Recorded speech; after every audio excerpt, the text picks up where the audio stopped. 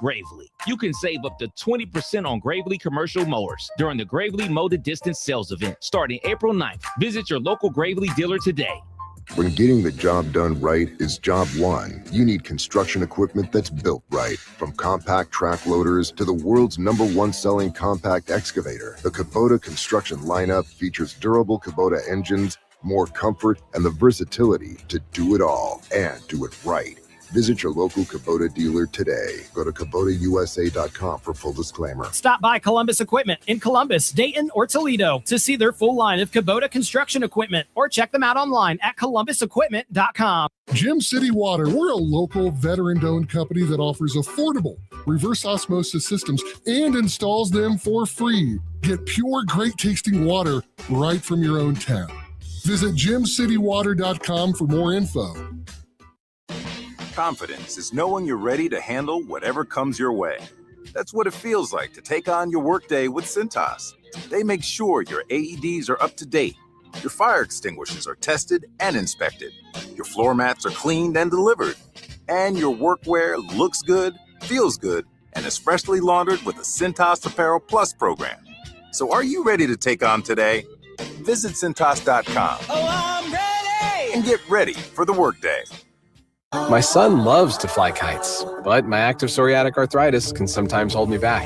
Now with Skyrizi to treat my skin and joints, I'm ready to go. Skyrizi, risankizumab Riza, a prescription-only 150 milligram injection for adults, helps with less joint pain, stiffness, swelling, and fatigue. For those who also have plaque psoriasis, 90% clearer skin is possible with just 4 doses a year after 2 starter doses. Don't use if allergic to Skyrizi. Serious allergic reactions and an increased risk of infections or a lower ability to fight them may occur. Before treatment, your doctor should check for infection and tuberculosis. Tell your doctor if you have an infection or symptoms such as fever, sweats, chills, muscle aches, or cough, or if you plan to or recently received a vaccine. With Skyrizi, there's nothing like clearer skin and better movement, and that means everything. Ask your doctor about Skyrizi today and visit Skyrizi.com or call 1-866-SKY-RIZZI to learn more. Look, I love the Reds as much as you do, but why does this team's batting average look like the 1990s gas prices? If you don't remember, they were low. Now, back to the Justin Kinner Show, right here on ESPN Dayton, 1410 Wing AM.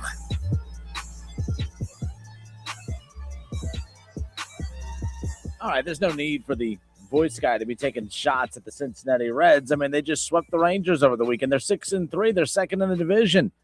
They have us feeling a whole certain different way about them here today on a Monday than what we did on a Friday. Welcome in, everybody. It's the Justin Kinner Show, off and rolling here to kick off the week. Ron Howard, he's already in the chat waiting for us. He says, Reds sweep, but hitting still remains a concern. That's that negativity I love to kick off a show with right there, Ron.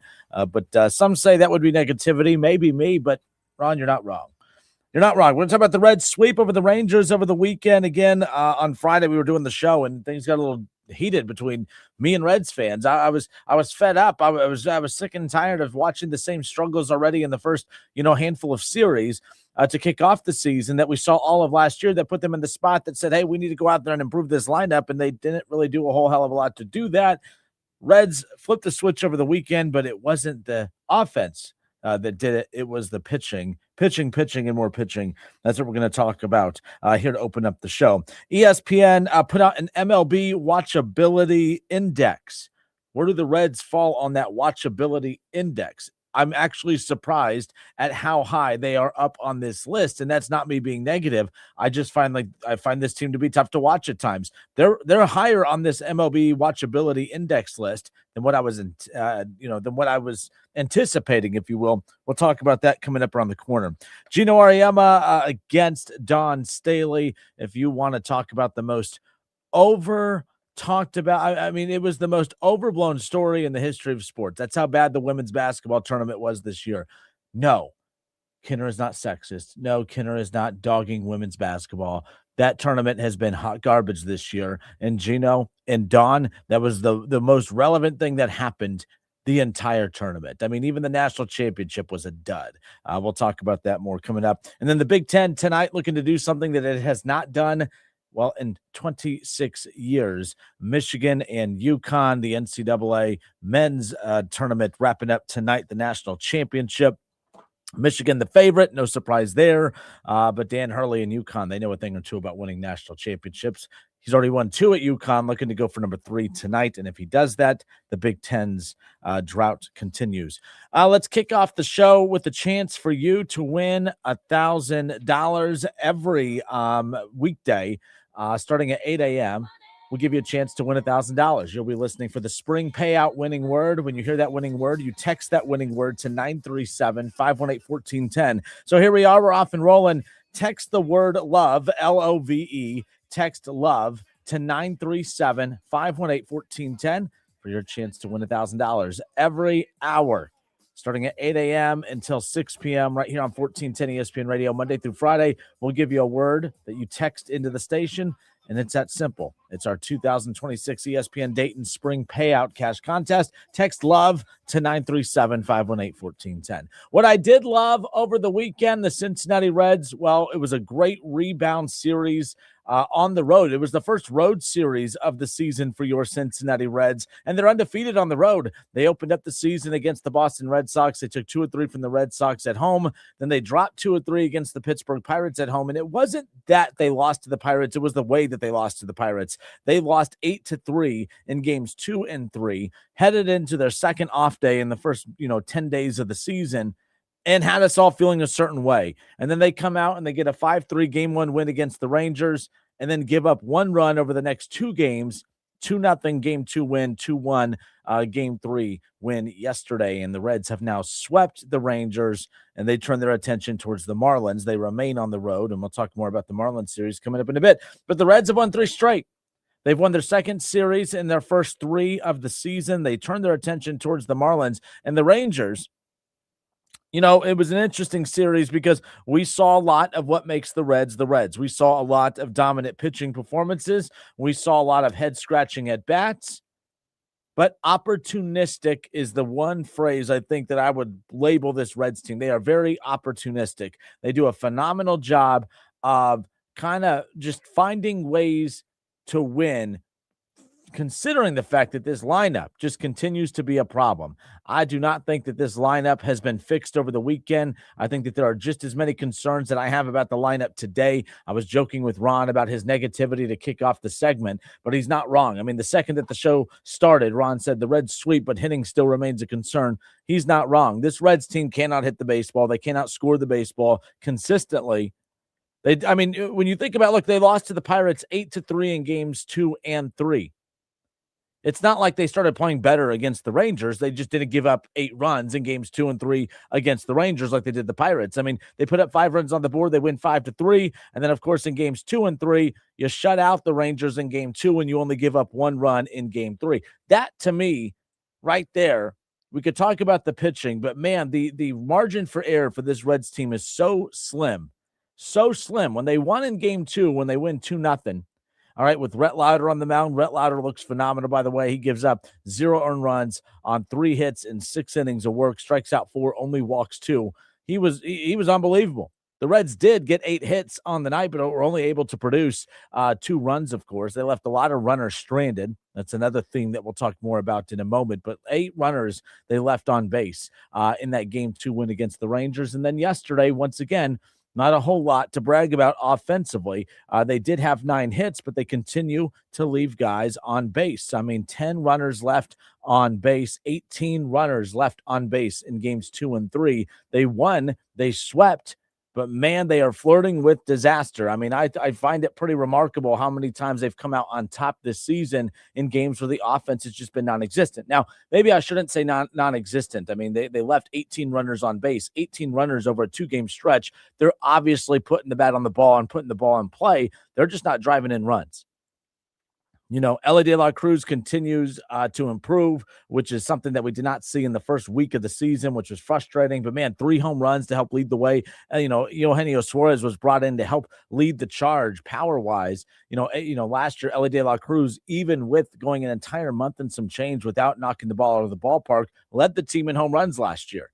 Someone has to lead you in home runs last year. Ellie may have led the team in home runs last year, but he's not viewed as a dominant power hitter. But yet here we are 2 weeks into the season, still leading the Reds in home runs. Now, he has one more home run than Eugenio Suarez. Eugenio Suarez is doing and playing just fine, hitting .235 on the season. Of course, one of the Reds' top RBI guys. I mean, look, the Reds are getting contributions from the two guys that they should be getting contributions from. You're getting contributions from Ellie De La Cruz. You're getting contributions from Eugenio Suarez. It's just going to come down to the pieces around them. Ellie De La Cruz in 37 at-bats this season. He's 9 for 37, hitting .243. He scored 6 runs. He has 3 home runs, 5 RBIs, 18 total bases, but he has struck out 14 times. You know, Eugenio Suarez, he struck out 14 times himself, but he's had 34 plate appearances, 8 of 34. He's scored 4 runs himself, 2 home runs. He's not out of the ballpark. He's driven in more runs than Ellie De La Cruz. He leads the team in RBIs with 7. And he's drawn 2 walks. I mean, he's only drawn 2 walks compared to 14 strikeouts. I mean, we're talking about 5 combined drawn walks between him and Ellie compared to 28 strikeouts. But like I said, if you are drawing in runs and you are knocking the ball to the ballpark, you can be forgiven for the strikeouts. And that's today's baseball. I'm not a big fan of it, but those two still continue to strike out at a high clip, but they're the main ones producing.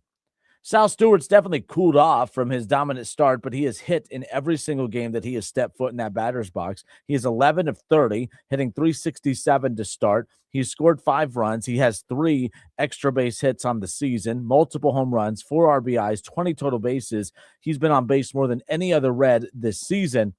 And his strikeout numbers are low. He's only struck out 6 times in his 30 at-bats, and he has drawn 8 walks. If he has not drawn a walk, he is getting on base by putting the ball in play, knocking the ball to the ballpark, drawing in runs. I mean, Sal Stewart, Eugenio Suarez, Ellie De La Cruz, this team's going to go as those 3 go, but it does have to come down to more. So while everyone was a little concerned about the Reds and their inability to draw in some runs over the weekend, the reason I am not that concerned is because I think these are some things that can be kind of corrected or at least improved as the season progresses. The Reds are getting on base. They left 18 runners in scoring position. They left 18 runners on base over the weekend, just in games 2 and 3. They won 2-0 in game 2. They won 2-1 in game 3. I'm concerned about their inability to score runs, yes, but it's not as if they are not hitting and not drawing runners in. They're not getting runners in, but they're getting guys on base, and I think that issue can be resolved. I'm not as down as what I was a week ago at this time, but we'll see if the Reds can build upon what they did over the weekend. They got a lot of guys on base. They hit the ball really well. They just didn't draw in a lot of runs, but they still found a way to sweep the Rangers. 937-518-1410. Your thoughts? How we feeling about the Reds? They get a 3-game sweep over the Rangers. No more rest, though, because they turn their attention right to the Marlins as their road trip continues. We'll have more on that when we come back. It's the Justin Kinner Show, Dayton's ESPN Radio, 1410 Wing AM.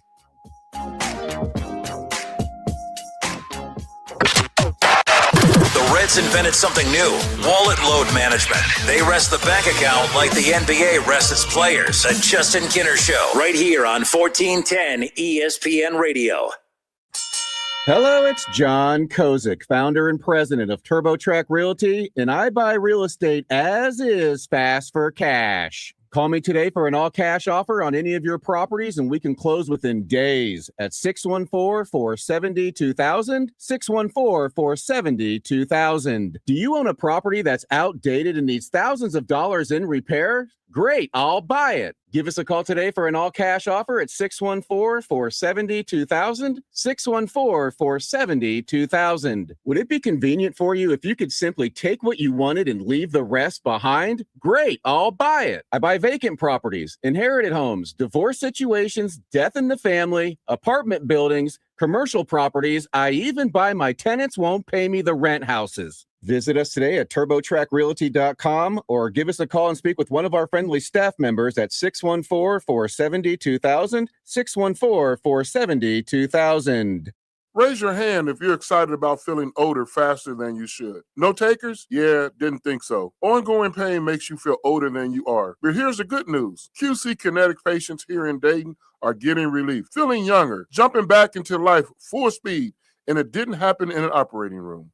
The QC Kinetic medical professionals use the latest regenerative treatments backed by real science, treatments that take the tiny, powerful healing tools inside your body, concentrate them right where you need relief. That's how Mike is training for a marathon instead of giving up running. Patrick's golf game is on fire again. Kathy walked around Disney with her grandkids. No pain. All real QC Kinetic patients. The sooner you start treatment, the sooner inflammation eases and the sooner joint damage slows down. Because no one signs up for feeling older faster. Find out if you're a candidate for QC Kinetic regenerative treatments. Your visit and consultation is free. 937-936-0325. That's 937-936-0325. I'm Roger from Columbus. I've lived in Ohio all my life. Owning your home is a cornerstone of the American dream. But for seniors, property taxes keep going up and are costing us everything we've worked for. They're even making it impossible for my grandkids to afford their first homes. Vivek Ramaswamy believes when you own your home, you're in charge. As governor, he'll roll back property taxes to levels from before the end of the pandemic. It's a practical plan that will put thousands of dollars back in your pocket next year while maintaining strong education and dependable police and fire. Ohio's politicians have ignored this crisis for too long. But Vivek Ramaswamy isn't a politician. He's an entrepreneur, and he's ready to fight for you. Ohio needs a leader who makes your life more affordable. That's Vivek Ramaswamy. Lower costs, bigger paychecks, better schools. Vivek Ramaswamy for governor. Paid for by Vivek Ramaswamy and Rob McCauley for Ohio. You've said it before. This will only take a second. Just a quick glance. A fast reply. But on the road, seconds don't wait for you. They decide everything. Who stops, who doesn't, who makes it home. So next time your phone lights up, ask yourself, is this distraction worth a ticket or even a life? Put the phone away or pay. Paid for by NetSide. It's ESPN Dayton's Spring Payout. We're giving away $1,000 every weekday for the rest of April. Keep it locked in here to 1410 ESPN Radio all day and be listening for winning keywords. That's right. Every hour giving away or giving out a winning word that you'll text into the station, and that'll give you a chance to win $1,000. We're giving away $1,000 an hour starting at 8 a.m. all the way through 6 p.m., Monday through Friday, every weekday from now until the end of April. The word that you'll text into the station now, 937-518-1410. Text PARTY, P-A-R-T-Y, text PARTY to 937-518-1410 for your chance to win $1,000. It's the Justin Kinner Show. We welcome you back, 1410 Wing AM. Troy, appreciate you listening and tuning in and hanging out. Troy says the Reds are tied for last in MLB with 26 runs. Yes, scoring runs, an issue. Scoring runs is a problem right now for the Cincinnati Reds. And I have I'm much more comfortable talking about some of the Reds' major deficiencies coming off of a series win, and not just a series win, but a series sweep, sweeping the Rangers over the weekend, a 5-3 game 1 win, a 2-0 game 2 win. Great performance from Rhett Lauder, really great performances all around from the Reds pitching over the weekend, and then a 2-1 one-run win yesterday with Chase Burns on the mound. And the Reds, like I said, they lose 8-3 in games 2 and 3 against the Pirates. They gave up a ton of runs and only scored 3 runs in both of those. They score less than the runs that they scored against the Pirates in games 2 and 3, in games 2 and 3 against the Rangers, and still come out on top. It is not realistic to expect the Reds to only give up a run a night and win games 2-1 consistently enough to make the playoffs this season. I completely get it. The Reds, not according to Troy. Troy is right. He is not wrong. The Reds are dead last in runs produced 9 games into the season. They are 6-3. Right there in the mix in the Central. Who cares? It's only April. Completely get it. But here's why I'm not completely concerned just yet. All right. These are problems that the Reds need to address, but this is a type of problem that, like, if the Reds were putting up, averaging about 2.8 runs per game at this point. But I look at what they did against the Rangers, against very solid pitching. They left 18 runners on base in games 2 and 3. They won both those games. The Reds are getting hits. They are putting the bat on the ball. They are putting the ball in play. They are one of the worst home run hitting teams, even with the addition of Eugenio Suarez. We've seen the power numbers from Sal Stewart early. And how about Ellie De La Cruz already leading the team in home runs with 3 as we get rolling? I mean, Ellie's hitting the ball well. Suarez hitting the ball well. Sal Stewart. It's going to take a complete team effort to keep the Reds from being one of the worst home run hitting teams in baseball. I completely get it. But they left 18 runners on base in games 2 and 3 against the Rangers. They won 2-0 and 2-1 in both of those games. My point is, as long as they are continuing to put guys on base and put the bat on the ball, they will start to score more runs. I'm not worried. If the Reds were not getting hits and they were not getting guys on base and they were not being, put in position to draw runs in, I would be more concerned. I'm not as concerned as what I was a week ago, because we started to see some guys come to life over the weekend. I was very, very irritated with the likes of a Matt McClain. But you look at what Matt McClain did, against the Rangers, game 1 in their 5-3 win. He was 2 for 5 at the plate. He was 2 for 4 in game 2. Now, he was 0 for 4 in game 3, but he did draw a walk and he scored a run. Matt McClain he played a pivotal role in that series win, obviously against the Rangers. You look at TJ Friedel, who I've been very critical of. I don't think he did much. He didn't do enough for me to be impressed with him. He was still 1 for 8. He drew a couple walks and he struck out 3 times. TJ Friedel's still not producing, which is why we saw a couple different lineups over the weekend as far as that goes. As far as other guys who are kind of stepping up a little bit, Spencer Steer had a much better series against the Rangers. In fact, Spencer Steer had his best series of the season. He went 2 for 4, scored 2 runs in the 5-3 win against the Rangers in game 1. He was 2 for 4 with an extra base hit in the Reds' 2-0 win against the Rangers in game 2, and then 1 for 4 yesterday. So we're seeing Matt McClain put the ball in play more, get more hits. Spencer Steer getting more hits, all while we're getting production from Sal Stewart, Eugenio Suarez, and Ellie De La Cruz. I am fine with where the Reds are, trending at this point. We talked about Tyler Stevenson, who was horrific to start, against the Rangers. He was 2 for 4 against the Rangers in game 1. He was able to get a couple hits in that series. Had a home run. That's what the Reds are going to need more of. They're going to need more guys to step up and contribute, which is what we're starting to see from more guys up and down this lineup. I'm a Dane Myers guy too, by the way. Dane Myers, 15 plate appearances, 4 of 15 on the season, but he just did not have, a couple good, did not have it against the Rangers, but he was one of the few guys putting the ball in play in the series before. Look, I'm a negative guy, but I guess the negative for the Reds is my positive. They only scored 4 runs combined in games 2 and 3. The negative is they left 18 guys on base. My positive is they had 18 guys on base. All right. If you're not scoring runs and you're not getting guys on base to even draw, to drive in to begin with, I think that's more of a concern. I feel okay considering 18 runners left on base over the last 2 games. Now, if that becomes a pattern moving forward and they continue to struggle to draw, bring guys in, that's where I am going to start to get a little irritated. But I'm going to be positive today. They're coming off a series sweep over the Rangers. It was a hell of a rebound series. You had just dropped 2 or 3 against the Pirates, who a lot of us want to believe is better than the Pirates. Pirates are a good baseball team. They're off to a good start. They have really good pitching like the Reds. They're solid defensively like the Reds. The difference is they have more consistency in the early going from their lineup. The Pirates might be better than the Reds, and the Reds are still a good baseball team. But that was a stinger. That stung losing to the Pirates the way that the Reds did, especially getting pummeled 8-3 in back-to-back games. I get it. But the Reds could have literally got buried against the Rangers too, picked up where they left off. It's not like the bats just woke up all of a sudden, but they found ways to win. It was a gutsy road series sweep, not just a win. I feel pretty good about the Reds after that weekend series, and we'll see if they can continue it against the Marlins coming up here later on tonight. I'm Justin Kinner right here on 1410 ESPN Radio. We're Dayton's radio home for Reds baseball. 6:40 the first pitch tonight. 6-3 Reds at 6-3 Miami. The Marlins favored at home in this one, but we're going to see, of course, Brandon Williamson for the Reds take the mound. He'll be going up against Bubba Chandler coming up later on here this evening. Or not Bubba Chandler. I'm sorry. My apologies. Bello for the Marlins later on.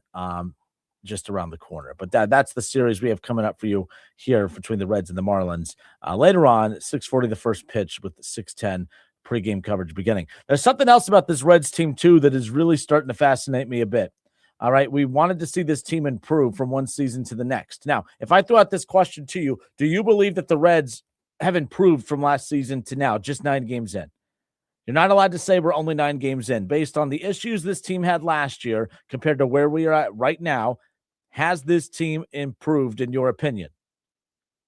Has this team improved in your opinion? That's what I'd like to know.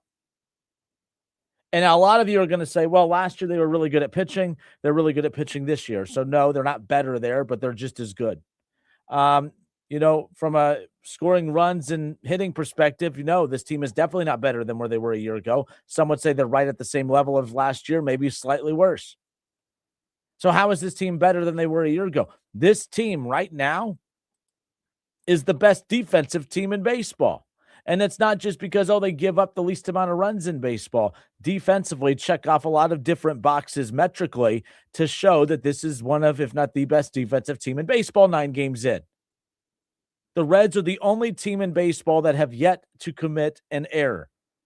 They are the only team in baseball that has yet to commit an error. Every team in baseball has committed an error at least 9 games into the season, except for your Cincinnati Reds.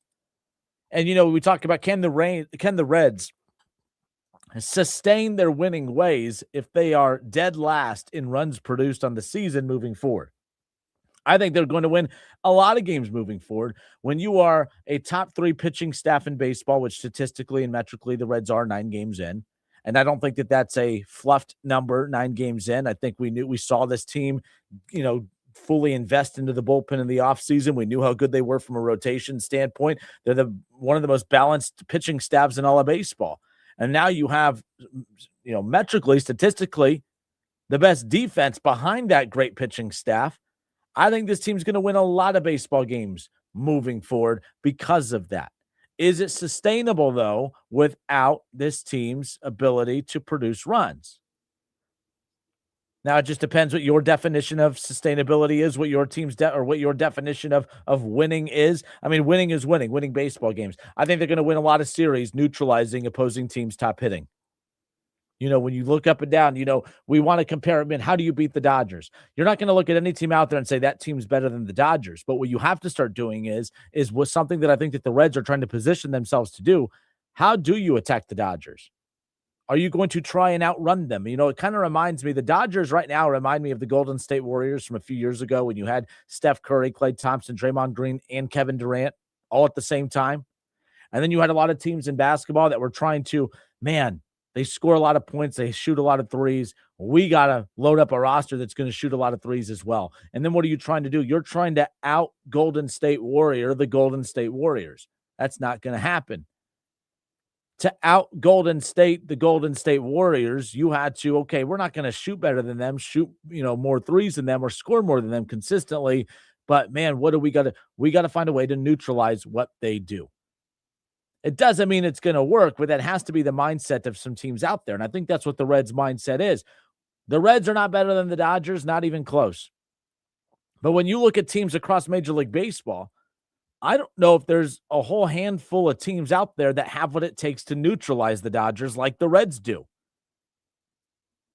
And there's not a lot of teams out there that can neutralize a lot of opposing teams throughout baseball the way that the Reds do. The Reds are without Hunter Green and without Nick Lodolo, and they're a top 3 pitching staff in baseball without those two. Without those two, this team is off to a hot start from a pitching perspective.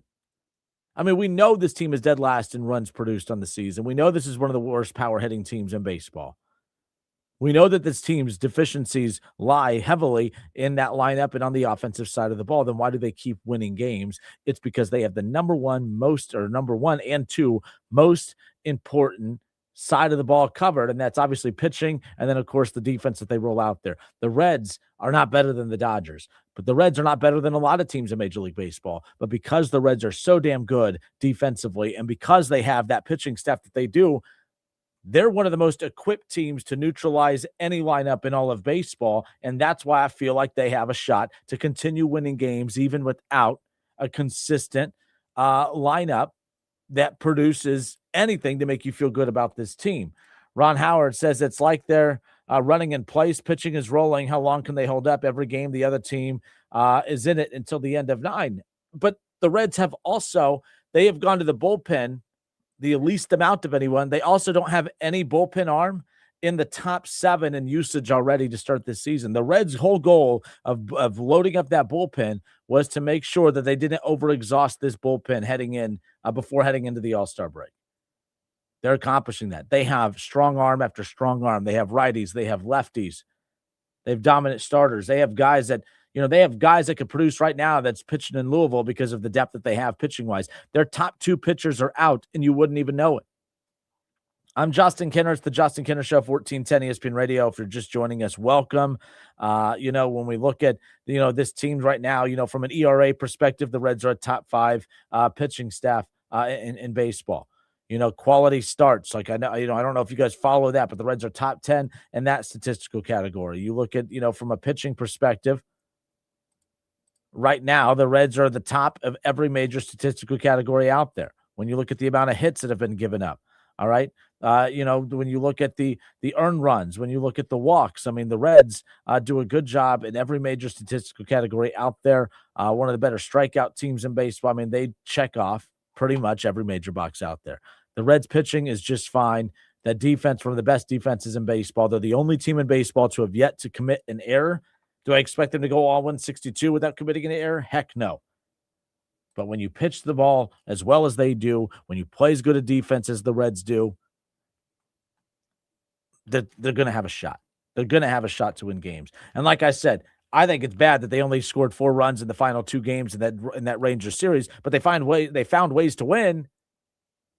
But what I felt much better about the losses or the wins. I'm sorry. See, that's the scary thing is when you see how bad they are offensively. At times it makes you feel like they lost. But I felt much better about the Reds when I saw, okay, they are getting hits. They are hitting the baseball. They are getting guys on base. They're just not driving them in. Not saying that's not a big deal, but that's a problem that could be corrected. It's kind of hard to score runs when you can't hit the ball. This team's hitting the ball.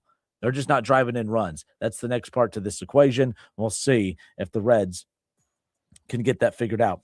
It's our spring payout cash contest, giving away $1,000 every day. A new keyword given out every hour, every morning, every hour, starting at 8 a.m. Monday through Friday. And this hour's winning word, head to wingam.com and text. Do not head to wingam.com. That's how we used to do it. You are going to get out your phones and text party to 937-518-1410. Text party to 937-518-1410 for your chance to win $1,000. This word, the word for this hour is party, P-A-R-T-Y.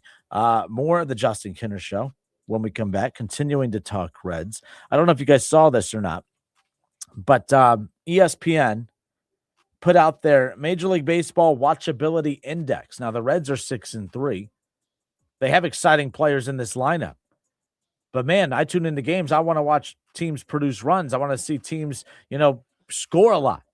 The Reds aren't one of those teams, which is why I'm surprised that the Reds rank as high on this MLB Watchability Index as what they do. Where do you think the Reds fall on this list? Have you seen it? Let's talk about it. Where do the Reds fall on this Major League Baseball Watchability Index? The answer might surprise you. We'll be right back. It's the Justin Kinner Show, Dayton's ESPN Radio, 1410 Wing AM.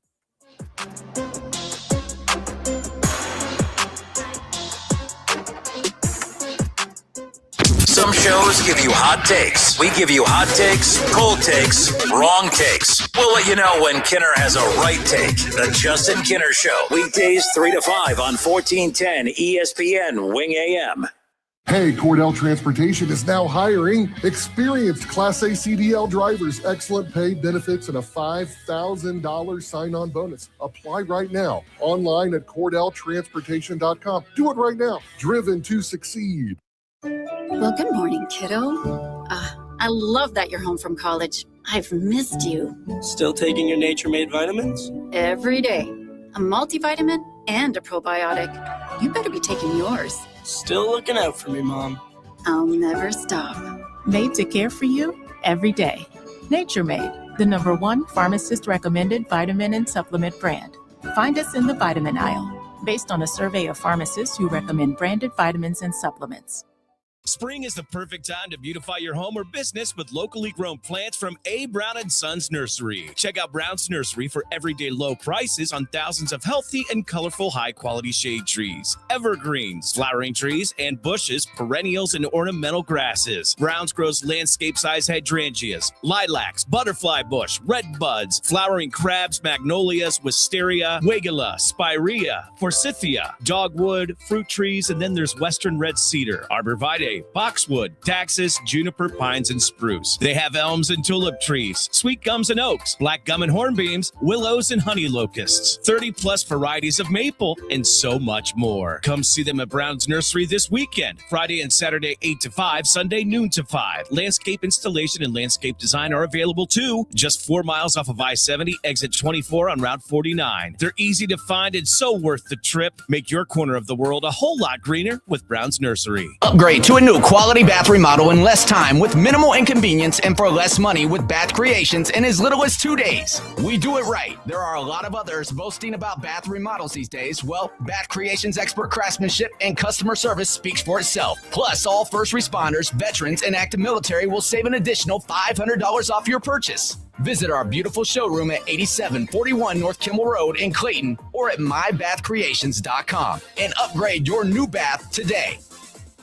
Are you involved with a school or charitable fundraiser that holds an auction, bid and buy booth, or a raffle to raise money? Many of the most popular items at auctions or booths are autographed sports memorabilia items. How can you get great items in your event? Call Adam Walter at Sports Investments. Sports Investments has a consignment program for fundraisers that has provided outstanding items. You select items that are proven sellers, including autographed pieces from Tiger Woods, LeBron James, Joey Votto, the Big Red Machine, the Bengals, the Browns, UC, XU, UK, NKU, Dayton, Louisville, Notre Dame, and Ohio State. Sports Investments consigns the items to your group at a highly discounted price. And when they sell, you keep the profit. You don't pay anything in advance. And if something doesn't sell, you simply return it. You'll enjoy the experience of dealing with the Walter family. Call them at 513-891-5000. Email Adam at sportsinvestments.com or visit them on Montgomery Road, right off I-275, just 40 minutes from WING.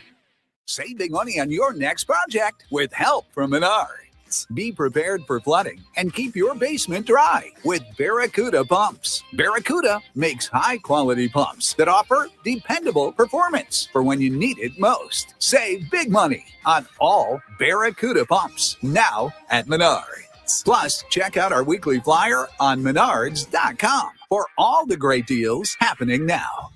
Save big money at Menards. What is it, boy? Someone need help? Someone in trouble? Oh, okay. So you just want me to get Progressive Auto Insurance because their collision coverage covers up to $1,000 in vet bills if you're injured in an accident? That's it? Okay, calm down. Let's not resort to name calling. Progressive's collision coverage helps pay for care for your pet when they're in the car during an accident. No, you're right. Sorry, I shouldn't have said calm down. Progressive Casualty Insurance Company and Affiliates. Coverage included with purchase of collision coverage and subject to policy terms. Spring is in the air, and Alev's long-lasting pain relief is here to keep you moving. The days are longer and the flowers are blooming. Whether it's gardening, yard work, or just spending more time outdoors, spring is a way of getting us moving despite any body pain. That's where Aleve can keep you going. With just one dose, Aleve gives you long-lasting body pain relief for up to 12 hours. From sunup to sundown, Aleve's got your back. Try Aleve. Use as directed for minor aches and pains. This is the story of the one. As a procurement manager for a hospital system, she keeps every facility in her network stocked and ready. That's why she counts on Grainger to be her single source for thousands of products, from disinfectants to lighting, air filters, and more. And with fast, dependable delivery, Grainger helps her keep every facility stocked, safe, and running smoothly. Call 1-800-GRAINGER, click Grainger.com, or just stop by. Grainger, for the ones who get it done. The Reds invented something new, wallet load management. They rest the bank account like the NBA rests its players. The Justin Kinner Show, right here on 1410 ESPN Radio. Now, back to the Justin Kinner Show, right here on ESPN Dayton, 1410 Wing AM.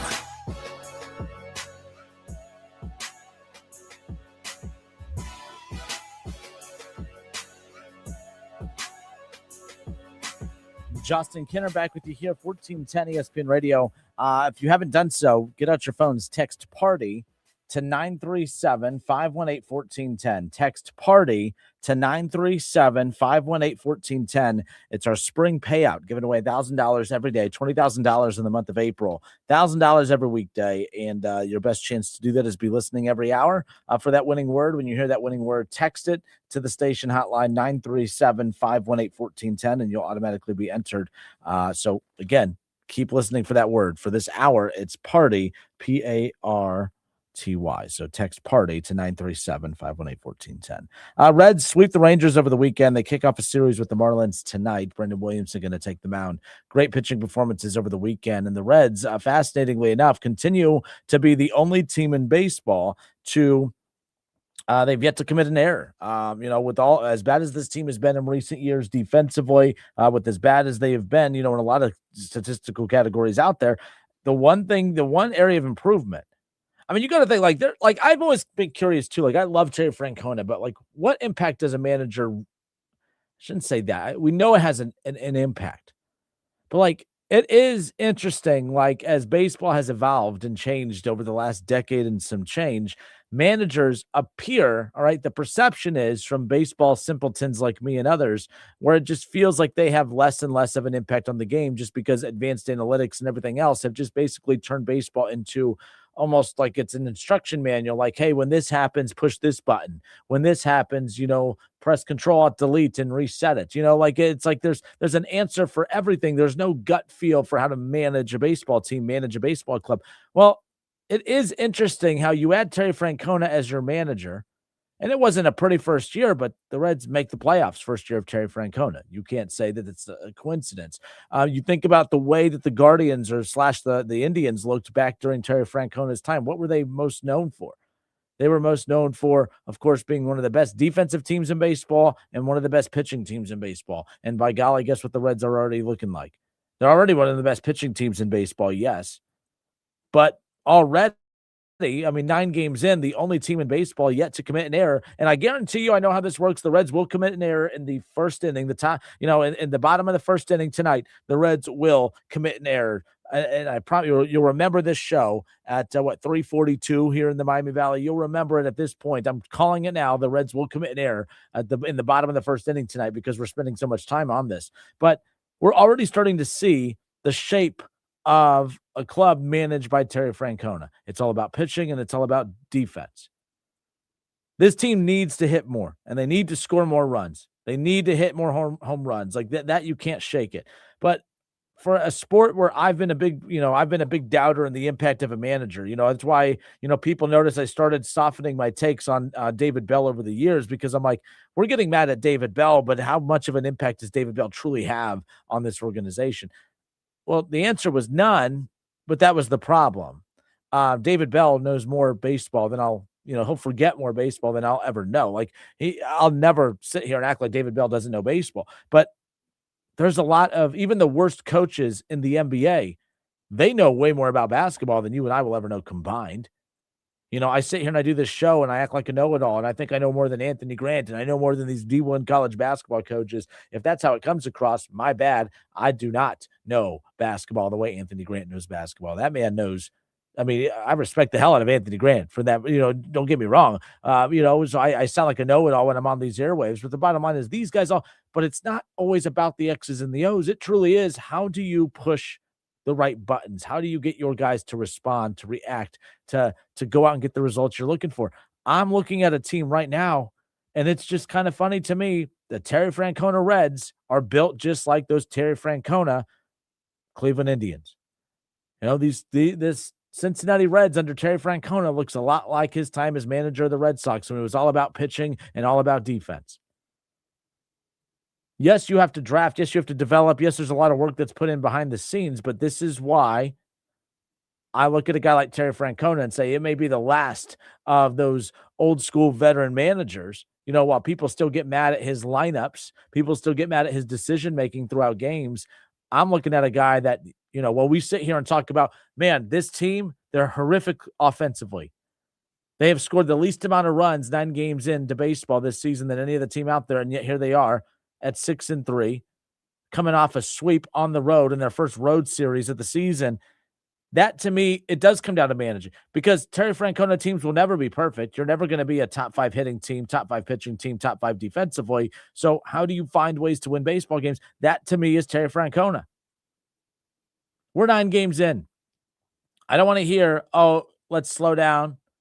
They're 6-3. We're only 9 games in. If the Reds were 3-6, we'd be pissed off right now. Heck, I was mad last week coming off the Pirates series. They had already beat the Red Sox. They lost to the Pirates, and I was irate 2 series in. One of the series they won, one of the series they lost.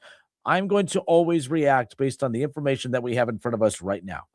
I'm not going to base it on what could be down there, what we know right now. And you could say, well, then how are you content with the fact that they only scored 4 combined runs in the final 2 games? Because I'm looking at a team that is getting guys on base. I'm looking at a team that is hitting the ball. 9 hits in game 2, 8 hits in game 3. Yes, they're leaving runners stranded, but at least there's runners to be stranded, to where that wasn't the case in that series against the Pirates. They could not hit the baseball. They could not get runners on. There's activity there. There's guys to work with. I think the Reds are going to be just fine. I'm really not worried. I feel pretty good about where they are. But here we are, 9 games in, and Major League Baseball put out what they like to call as the Major League Baseball Watchability Index. All right, the Watchability Index. Now, this is described by David Schoenfield on ESPN. We're back with our 3rd annual Major League Baseball Watchability Index. And it couldn't come at a better time, it says. Major League Baseball is coming off of a smashing success of a postseason with maybe the greatest World Series ever played and the highest ratings in years. The World Baseball Classic helped build that momentum to start the season and all that excitement heading into this season. So keep that in mind. We have, historically great players already. We're watching all-time greats with the likes of Shohei Ohtani, obviously Aaron Judge, and some of those other big names. One of the best rookie classes in a long time, including the guy we just saw for the Pirates make his debut. There's phenoms all up and down baseball right now, and we're fortunate in Cincinnati to have a couple of them here. Elly De La Cruz is a generational talent with his flaws, yes, but we are fortunate to get to watch Elly De La Cruz. Sal Stewart, I don't know if we're putting him in that Elly category, but Sal Stewart has been phenomenal since being called up. We saw the cup of coffee he had with the Reds last year in September, and he's picked up right where he's left off, the most consistent Red since the season started. So, this is the point system for this Major League Baseball Watchability Index. All right, you get a 15. It's based on a 15-point scale. Star power. Stars win games. Winning games is exciting. Each team is awarded anywhere from 0 to 15 points based on its total points from our MLB Rank Top 100 list. All right. You also, based on a 10-point scale, get points based on the young talent on your roster. It talks about how fans love young teams. This category focuses on players in their first or second seasons in the majors, plus a potential of call-ups from the minors. Connor Griffin, as we just talked about with the Pirates, I'm assuming the Pirates are pretty high on this list as well. And then the one category that it labels is baseball stuff. That's also based on a 10-point scale. It says that, we've consolidated and expanded this category to include all those things that make baseball watchable in 2026. Stealing bases, running the bases, good defense, not striking out on offense, and having the starters who pitch go deep into ball games. So knowing how a lot of these scales are calculated, that played a role in where these teams pop up on this Major League Baseball Watchability Index. All right, let's start with the worst. Let's start with the 5 teams that are the least watchable according to this point system. All right. The least watchable team in all of Major League Baseball is the Colorado Rockies. In fact, they got a total of 4 points based on those, on those categories, right? Star power, they got a 0 ranking. No stars on this roster. They did get 1 point for young talent, but 4 points total when it was all said and done. The Rockies are one of the worst, most unwatchable teams in baseball, according to the Watchability Index. How about Los Angeles? When you think about the Angels and you think about the fact that this is a team just a few years ago and still has one of these guys, you had Shohei Ohtani on your roster. You had Mike Trout, who statistically is one of the best of all time. You're not too far removed from having Albert Pujols on this roster along with Mike Trout, right? Like that, like this, and plus it's Los Angeles. How is it that any team from Los Angeles and any professional sport out there come in as the second least watchable franchise in that particular sport. That's what we get with the Angels. The Angels are such a poorly run franchise that you're in Los Angeles. You've had the likes of Shohei Ohtani, who, by the way, you didn't even lose him out of your market. You just lost him out of your jersey. Shohei Ohtani didn't even want to leave the city. He didn't even want to leave the region. He just wanted to play for a contender, and you couldn't provide him for that. You couldn't find a way to win with the likes of a Shohei Ohtani and Mike Trout. That's just absolutely insane to me. But the Angels come in at number 29 on this list, the second least watchable franchise in Major League Baseball, according to this point system. The Washington Nationals come in at number 28. The White Sox come in at number 27. The Twins at 26. And then the Cardinals come in at number 25. They get a 0 for star power. No stars up and down this lineup that draw people to the ballpark. The majority of their points do come from, of course, their young talent. All right. Jordan Walker, Nolan Gorman, guys like that helped carry a heavy load within that point system there. The Reds play the Marlins tonight. The Marlins come in at number 24, another team that has 0 star power up and down this lineup. So where do the Reds come in on this list? Because when we hear our own fans, me included, talk about this Reds team, you would think that this is the worst team in Major League Baseball, right? I mean, with as negative as I and you are when it comes to talking about our team, the Cincinnati Reds, you would think that this team would be right up there. I was surprised as I started scrolling down that list that the Reds were nowhere to be found near the bottom. The Reds are actually significantly higher on this list than I had anticipated, all right? And the write-up puts the Cincinnati Reds, all right? Maybe I'm giving them too much love here, but the fact that they're nowhere near the bottom, they're not even right there in the middle of the pack. I mean, they're just on the outside of the top 10. They come in at number 12. The Reds are the 12th most watchable franchise in Major League Baseball today based on star power, based on the youth movement, based on the exciting style of play. Now, that must be very frustrating to hear as Reds fans because we watch this team painfully struggle. We watch this team play offense, every single night, and offensively, it's offensive, how bad they can be offensively at times, but they come in at number 12. All right. The Reds placed 4 players in the top 100 with, of course, Elly De La Cruz leading the way at number 24. Don't forget that he's still just 24 years old and that he played through some injury woes and off the field issues last year, personal issues after losing family members and others that could have affected his production. They also have Hunter Green. Of course, the injury is discouraging, it says. Chase Burns looks ready to step up and take over as a flame-throwing ace of the rotation. Sal Stewart and Rhett Lauder give the Reds top 2 rookies. Stewart is off to a great start, already looking like he has the potential to be a big star with advanced control of the strike zone and elite barrel rates. This is the write-up that Major League Baseball, or that ESPN put out on the Cincinnati Reds, who, of course, scored 6 in star power with the likes of Elly, Sal Stewart. All right, when you look at, Hunter Green and Nick Lodolo, and now you add Sal Stewart and Rhett Lauder into the mix as well when it comes to the youth movement, they check off everything. They got bonus points. All right, they got a bonus point for the return of Elly De La Cruz's power, which is interesting because I don't think we truly respect Elly De La Cruz's power. Yes, he led the team in home runs last year, but the Reds got a bonus point for Elly De La Cruz's power, who, of course, is already off in 9 games to 3 home runs to help lead the team already. They got a +1 for Eugenio Suarez's all-around good vibes, whatever the hell that means. And they got another +1 for the fastball of Chase Burns. And then they get another point for having a Hall of Fame manager and Terry Francona lead this team. Are you surprised? 937-518-1410 text lines are open. When you look at this list, the MLB Watchability Index, the Reds, I thought would be at the bottom. I think when you think about this team and you go to the ballpark to watch this team, it's painful to watch them offensively. But that's not what this index was about. It's about the makeup of the roster, who the manager is, the style of play. This team, they don't score a lot of runs, but they get a lot of hits, and they put a lot of guys on base. And when the guys get on base, like Elly De La Cruz and others, exciting things happen. We just watched Elly score from first just the other night. This team's exciting and fun to watch. They're balanced with veterans and with youth. They have a Hall of Fame manager in Terry Francona, a generational player in Elly De La Cruz. After reading this, I'm on board with it. I could see why they have the Reds as high as they do. Now, they're still not in the top 10.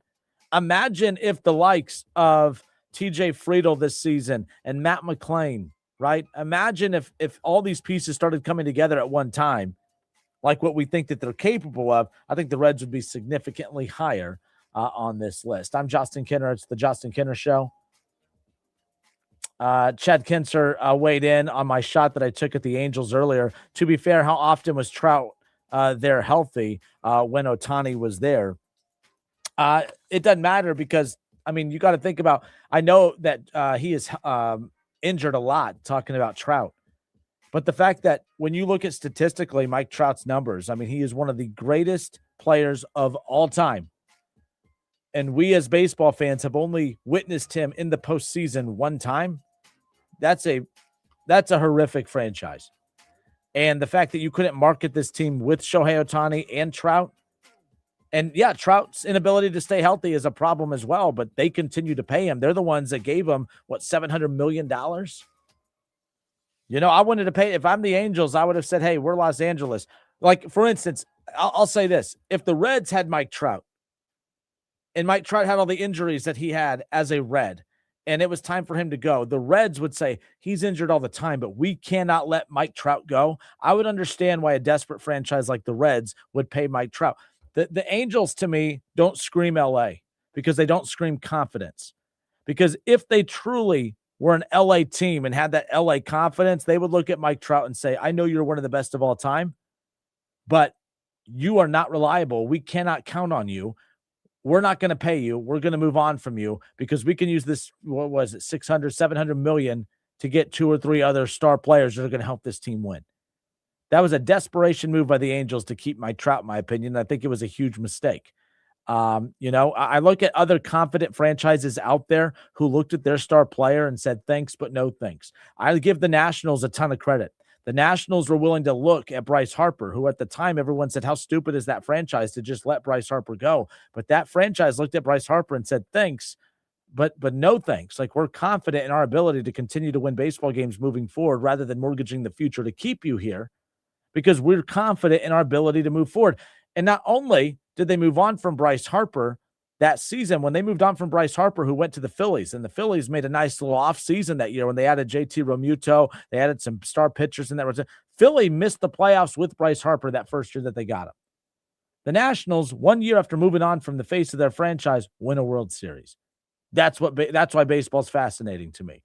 No other sport could you move on from LeBron James as the face of your franchise and go on to win a title the next year. In fact, the Cavs didn't even look like an NBA team the year after they moved on from LeBron. Not once, but twice. Look at the NFL. You think that if, you look at the Chiefs, you move on from Patrick Mahomes, you think you're winning a Super Bowl that very next season? Absolutely not.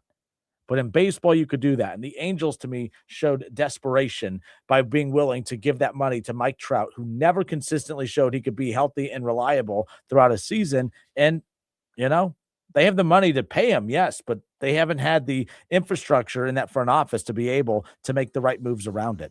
I'm Justin Kinner. It's the Justin Kinner Show. All right. I tell you what, it's not 4:00 yet, but what the hell? Text the keyword for the 4:00 hour is phone. Head to 9. Get your phones out. I keep saying head to because for years we've done this through sending you to the website. We're texting these keywords now. Text phone.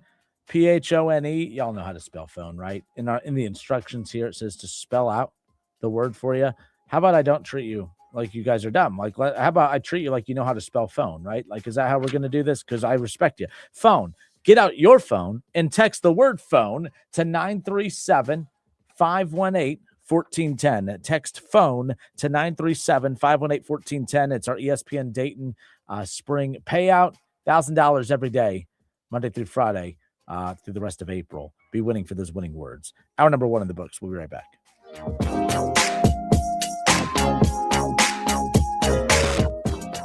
The Reds have upset their fans. The Bengals and Browns are preparing for their top 10 draft picks. Ohio State is coming off a playoff season. Just another sports year in Ohio. Now back to 1410 ESPN Radio. Gem City Water. We're a local veteran-owned company that offers affordable reverse osmosis systems and installs them for free. Our water is tastier, healthier, and eco-friendlier. Visit gemcitywater.com for more info. It's hard to describe the delicious flavor of Lee's new famous sauce paired with the 12-piece strip meal, but we figured we'd give it a shot. Imagine crispy, golden, fried to perfection chicken dunked in bold, peppery, beautifully balanced famous sauce. Every bite feels intentional, deeply satisfying, and impossible to forget. In other words, it's just the best there is. The 12-piece strip meal with new famous sauce. Only at Lee's. Famous for a reason. For some people, pain doesn't just hurt your body, it takes everything. That was Jay for 15 years. I spent more time laying down in bed because even sitting on chairs hurt. I couldn't walk around, couldn't stand up straight. My pain got so bad, I was running out of hope, not just in treatment, but in life in general. Then, just like you're doing right now, Jay heard a radio commercial right here in Dayton that led him to QC Kinetics and their regenerative treatments that go beyond masking pain. Within an hour or two after the treatments, I felt like, 70% of what I was feeling was just sort of dissolved. From surviving to living again. For Jay, that changed everything. I'm able to do things. I get a chance to play with my grandkids. I'm physically not in that pain anymore because of QC Kinetics. If you've been living in pain, this is your moment. Call QC Kinetics now for your free consultation. 937-936-0325. That's 937-936-0325. Turn your tax refund into new tile at Menards. Make this the year you check that project off the list. Some things never go out of style, like tile from Mohawk. You can count on the durability, easy maintenance, and timeless beauty of tile. We carry a great selection of over 350 ceramic, porcelain, mosaic, and glass tiles to choose from. Head into Menards and let our helpful team get you everything you need for your tile project today. Save big money at Menards. Get ready to save big during the Hustler Spring Sales Event from April 15th through May 31st. Save up to $350 off the Raptor Series and up to $550 off the Fast Track Series Zero-Turn Mowers at participating Hustler dealers. Engineered and tested for long-lasting performance, Hustler mowers are designed to keep you mowing season after season. Visit Small Engine Service Pros on Route 235 in New Carlisle and shop the Hustler Spring Sales Event today. Offer valid April 15th through May 31st, 2026, or while quantities last. Restrictions apply. See dealer for details. If you don't care about saving 50% off your wireless bill for the same 5G coverage the big guys are charging a fortune for, maybe you care about keeping jobs in America. Pure Talk does. They've pledged to run their entire operation from this country, including all their customer service. Or maybe you care about our nation's veterans. Pure Talk does. They've donated hundreds of thousands of dollars to America's Warrior Partnership, a fantastic organization working hard to prevent veteran suicide. Or maybe you care about closing America's skills gap. Pure Talk does. They're a proud supporter of MicroWorks. They're helping my foundation train the next generation of skilled workers. Don't get me wrong. Saving money's great, and you'll save plenty with Pure Talk. But if you want to be in business with people who share your values, dial pound 250. Say micro, and switch to an American wireless company that actually stands for something. Pure Talk. ESPN 1410 Wing AM weather. Today, partly cloudy skies, a high of 59. Tonight, a few clouds, low of 29 degrees. And tomorrow for your Tuesday, sunny skies and a high of 47. I'm Adam Zellick for 1410 ESPN Radio. Hello, this is Michael, and I wish to welcome you to Dave Arbogast Buick GMC service, located at exit 69 on I-75 in Troy, Ohio. Please join us between April 1st and May 30th to save big during our buy three, get one for $1 tire sale. New GM credit card holders may combine this offer to receive an additional $250 off on their first purchase over $500. Please visit us at davearbogast.com or call 937-980-0569 to speak with a certified service expert and schedule your appointment today. You have empty office space to fill or home office to create. You know what you need. You know what you'd like, but you also have a pretty good idea after you've shopped around the usual places. What you need and what you like might not happen. Well, then you haven't been to Charles Larrick's Warehouse Outlet. Nobody has their selection. Nobody has their discounts. And every week, there's something new. If you need office furniture, Lyric's Warehouse Outlet can sell it to you for half the price and below manufacturer selected prices. Half price and below on hundreds of items. From budget to the best. From desks to filing cabinets. Before you go anywhere else, do yourself a favor and come to Lyric's Warehouse Outlet. With 25,000 square feet of selection, you're not going to want to go anywhere else. Lyric's Warehouse Outlet at 23 Mac Oil Avenue in Dayton. Open Monday through Friday, 9 to 6. Lyric's, continuing the tradition. If you're a sports fan in the Miami Valley, 1410 ESPN Radio has you covered. You'll get Ohio State football and basketball, Reds baseball, Wright State hoops, and Dayton's only afternoon sports talk program, The Justin Kinner Show, weekdays at 3, right here on 1410 ESPN Radio. Now, back to The Justin Kinner Show, right here on ESPN Dayton, 1410 Wing AM. Giving away $1,000 every day. It's the 2026 ESPN Dayton Spring Payout. Be listening for the winning word every hour starting at 8 a.m. right here on 1410 ESPN Radio every weekday from now to the end of April. And when you text that winning word in, you'll automatically be entered into a chance to win $1,000. And the winning word for this hour, text phone. Get out your phone and text phone to 937-518-1410. 937-518-1410. It's funny. I get to see like the results as they come in. And just in that last part of the show, we had 36 entries. And right now we're at 8, 9, 10 new ones just came in just right there. So keep them coming. I don't know why my ADD. I have to minimize that screen because like as you guys text in your entries, it pops up. I added that to the list. Oh, Siri is interrupting me. There we go. ADD. Sorry. Focus. We're regathering here. All right. It's the Justin Kinner Show, hour number 2. Over the weekend, by the way, there was an interesting name that's making a visit with the Bengals today for the draft coming up that I want to talk about here around the corner. I'm excited about that. We'll get to that coming up here in a moment. But so we're going to crown a national champion tonight in men's college basketball. UCLA out of the Big Ten won a national championship in women's college basketball yesterday. And I got to put out this disclaimer because I got beat up on social media over the weekend. Apparently, I hate women's sports, and I was disrespectful to women over the weekend because I said that the women's tournament has sucked this year, and it has. There has not been one memorable game. There has not been one memorable moment up until South Carolina and UConn when they went head-to-head over the weekend. And then, of course, you had Gino Auriemma, who apparently also, doesn't like women, doesn't like women's basketball, is disrespectful, blah, blah, blah, blah, blah. This storyline pissed me off so much over the weekend that it sounded like I was defending Gino, who I thought acted like a complete jerk. I don't even think I need to over-explain that. I don't think there's anyone out there that doesn't think he acted like a jerk. There's a reason his school made him put out the little apology statement that I know he didn't mean, and I don't think that he should have meant it either. I think he's sorry that he took attention away from South Carolina for winning. I don't think he likes Don Staley, and I don't think it's because of anything that you guys would like to try to label him as. I don't think he was rude to Don Staley because of race.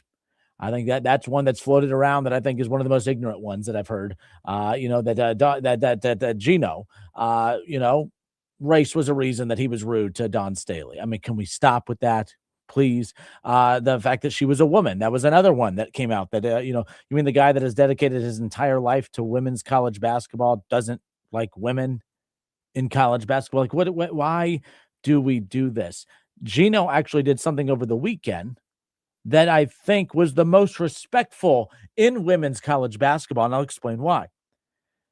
If Gino Auriemma was a men's coach in college basketball and walked in and was facing South Carolina, and the men's coach for South Carolina, a man, was walking by, and Gino didn't like that, and he said the same thing to him that he did to Don Staley over the weekend, and they kind of had a little scuffle back and forth, and they had to be broken up and all that. It's a talking point, and we move on. All right? But he treated Don Staley, he didn't tiptoe around her because she's a woman or an African-American woman or just a woman in general. He treated her like a coach. He didn't look at her and say, I'm yelling at you because you're an African-American woman, or I'm yelling at you because you're a woman. I'm pissed off at you because I don't like the way you as a coach handled this situation. That's what I respect about Gino Auriemma, is the fact that everyone's like, I can't believe he talked to a woman like that. What are you talking about? I thought we wanted college basketball, women's college basketball, to be elevated to the same plateau, the same platform as men's college basketball, which means I'm not watching a women's athlete. I'm watching a college basketball player. I'm not watching a women's college basketball coach. I'm watching a college basketball coach. And that's what Gino treated Dawn Staley, in my opinion, as.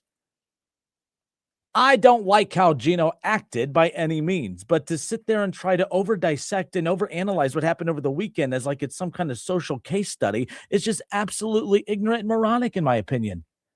Why do we have to take everything? He is women's college basketball's John Wooden, and we are trying to find a way to push him out of the sport and villainize him. I don't get why we do that. Dan Woken, whatever the hell his name is, with Yahoo Sports. He put out one of the most ignorant articles that I've ever come across when he stated that we got to be really concerned because Gino Auriemma almost had his Woody Hayes moment. What do you mean, Woody Hayes, who we all love Woody Hayes, but that guy freaking punched an athlete. He punched a player. Gino mouthed off and then walked away. You had Dawn Staley, who, again, I have no problem with this, said, I'm going to whoop Gino's ass. She said it over and over and over. I thought it was hilarious. I would love to see her whip Gino's ass. I think it would be funny as hell, to be quite honest with you. It doesn't bother me. I'm not offended by it. And deep down, you weren't offended by Gino either. You just don't like Gino because he is the head coach of the New York Yankees of women's college basketball. We don't like the Yankees. We don't like the Dodgers. He is the head coach of the Dodgers of women's basketball, right? Like, that's why you don't like Gino. It's as simple as that. You don't actually think that he's a racist. You don't actually think that he hates women. You don't actually think that he's bad for women's college basketball. You just hate him because he's the face of an empire that you hate, which is UConn's women's basketball. Just like we hate the Dodgers, just like we grew up hating the Yankees, just like we hate anyone that like Duke basketball, right? Like, come on. I'm sorry, but I was disgusted by the reaction to the story over the weekend. It was absolutely insanely ridiculous. Again, I'm not a fan of how Gino acted. And to be honest, if you were offended by the way he acted, you have to be offended by the way Dawn Staley acted. But because, she's a woman, we have to handle her with kids' gloves. No, I didn't mind it. I didn't mind either one. It was good for basketball, to be honest, because nothing physical happened, nothing ridiculous. I mean, you would think that they threw hands. He let her know that he was displeased about something. Some of the stuff that he said was, inaccurate. If I'm being nice, he lied. He tried to make her look bad. And then he put out the apology. People say he needs to apologize. So he put out the apology. Then what'd you guys do? You moved the goalpost back even more. Well, he didn't even include her name in there. Stop it. You guys act like if he included her name in the apology that you would be like, that Gino guy, he's a swell person. He included her name in that apology. No, you're a moron. Quit it. I'm Justin Kinner. It's the Justin Kinner Show, 1410 ESPN Radio. That irritated me so much over the weekend. I'm not condoning what he did by any means. I'm just saying it really wasn't as big a deal as what everyone was trying to make it out to be. I actually thought it was a great thing. This women's tournament was horrendous this year. It was so boring, and that was the most unique thing that happened the entire tournament long. And to prove it, I thought last year's men's NCAA tournament was horrific as well. And when I said, man, this men's tournament, not this tournament, this year has been phenomenal. I mean, you think of how UConn even got here on the men's side. I mean, this men's tournament has provided everything for you. I mean, the biggest complaint about the men's tournament this year was that there's no upsets. But last year, I thought the men's tournament was horrifically boring. There was really no drama throughout. And no one accused me of, I think Kinner hates men's sports. Kinner said that the men's tournament was boring last year. He hates men's sports. No.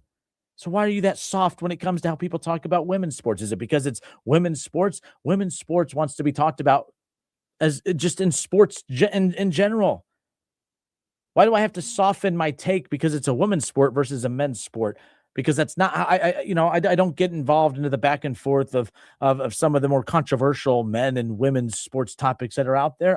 To me, the women's tournament, it's a college basketball tournament. I want upsets there. I want close games there. I want drama there. I love the Angel Reese and the Caitlin Clark drama from years ago. That was awesome for college basketball. And I thought yesterday or 2 days ago, I thought that was good for college basketball as well. I don't have a problem with it. We love rivalries. And Gino, there was I shared this on Byers' show. Excuse me. I shared this on Byers' show earlier today when he asked me about it.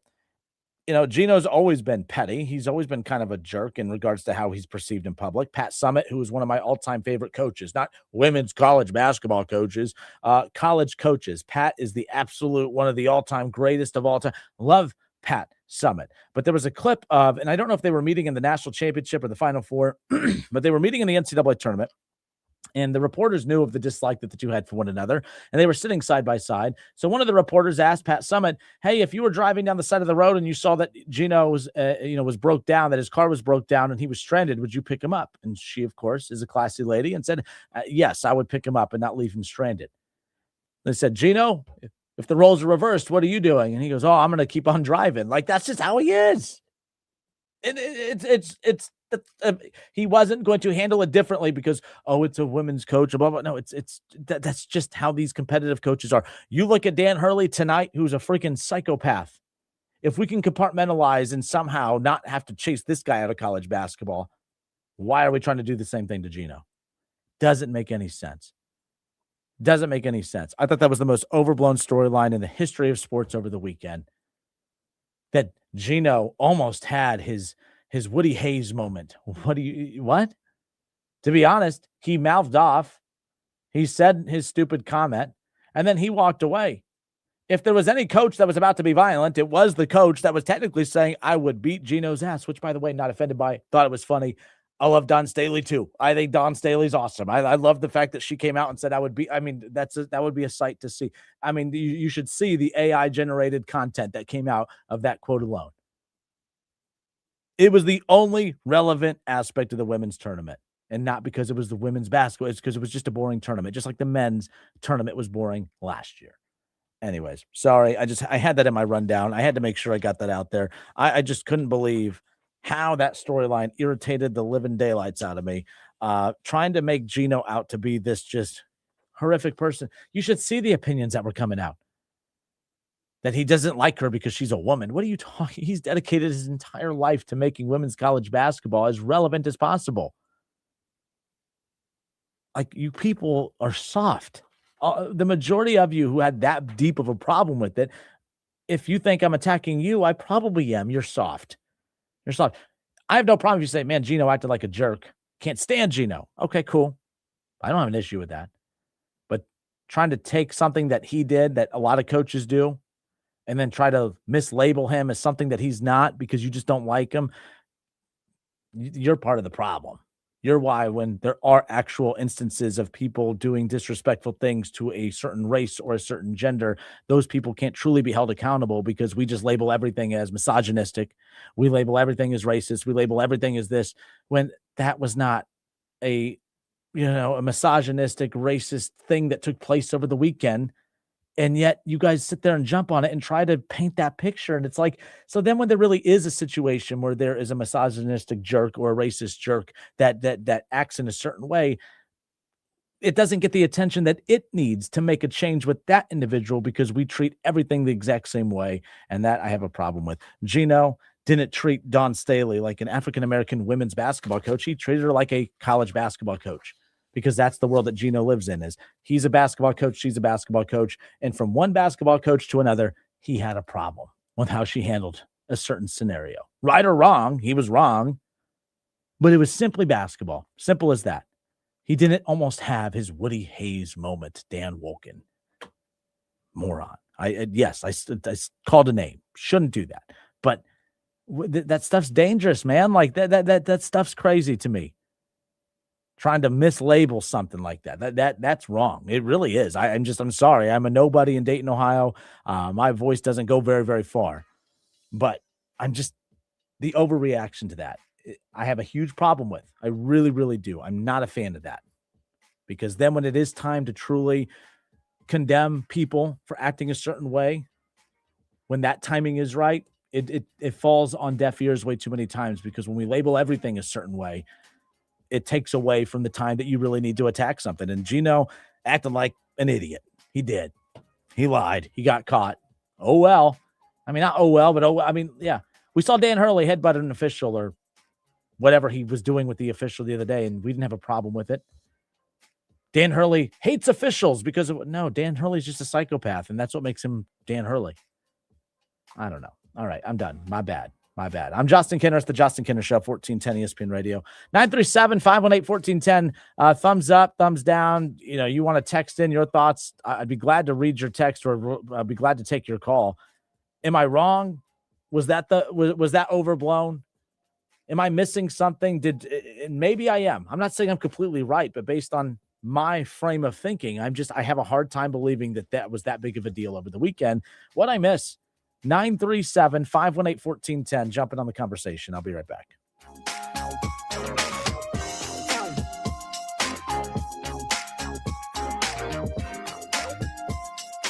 Get ready to save big during the Hustler Spring Sales Event from April 15th through May 31st. Save up to $350 off the Raptor Series and up to $550 off the Fast Track Series zero-turn mowers at participating Hustler dealers. Engineered and tested for long-lasting performance, Hustler mowers are designed to keep you mowing season after season. Visit Small Engine Service Pros on Route 235 in New Carlisle and shop the Hustler Spring Sales Event today. Offer valid April 15th through May 31st, 2026, or while quantities last. Restrictions apply. See dealer for details. You've said it before. This will only take a second. Just a quick glance. A fast reply. But on the road, seconds don't wait for you. They decide everything. Who stops, who doesn't, who makes it home. So next time your phone lights up, ask yourself, is this distraction worth a ticket or even a life? Put the phone away or pay. Paid for by NetSuite. This is a special notice to U.S. taxpayers owing $10,000 or more to the IRS. Tax Relief Advocates is urgently notifying taxpayers that tax relief initiatives are now available that may significantly reduce or eliminate what you owe. If you're afraid of an IRS lien, levy, or wage garnishment, don't lose hope. You can now take advantage of these current relief programs to end all collections, reduce the amount you owe, and resolve your tax problem. Even if you have years of unfiled tax returns or are already in a payment plan, you may still qualify for significant relief. Struggling taxpayers can now get relief they need during these hard economic times. A hotline has been established by Tax Relief Advocates for you to call and see what you qualify for. They are A+ rated with the BBB and have over 1,000 5-star reviews. Don't wait. Call 800-575-9087, 800-575-9087. That's 800-575-9087, or simply visit TRA.com. This is the story of the one. As a maintenance tech at a university, he knows ordering from multiple suppliers takes time away from keeping their arena up and running. That's why he counts on Grainger to get everything he needs, from lighting and HVAC parts to plumbing supplies, all in one place. And with fast, dependable delivery, he's stocked and ready for the next tip-off. Call 1-800-GRAINGER, click Grainger.com, or just stop by. Grainger, for the ones who get it done. I know that hiring can be challenging. You need someone to match your role perfectly. Well, now you can meet them fast on ZipRecruiter. Build your team, build it sooner. Meet your match on ZipRecruiter. Just head to ZipRecruiter.com/free right now to try it for free. That's ZipRecruiter.com/free. Meet your match on ZipRecruiter. Try it free.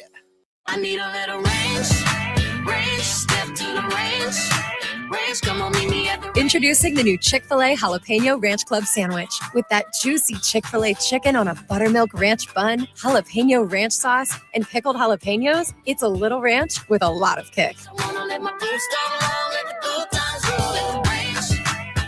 The new Chick-fil-A Jalapeno Ranch Club with original spicy or grilled filet. Available for a limited time only. Order ahead on the Chick-fil-A app.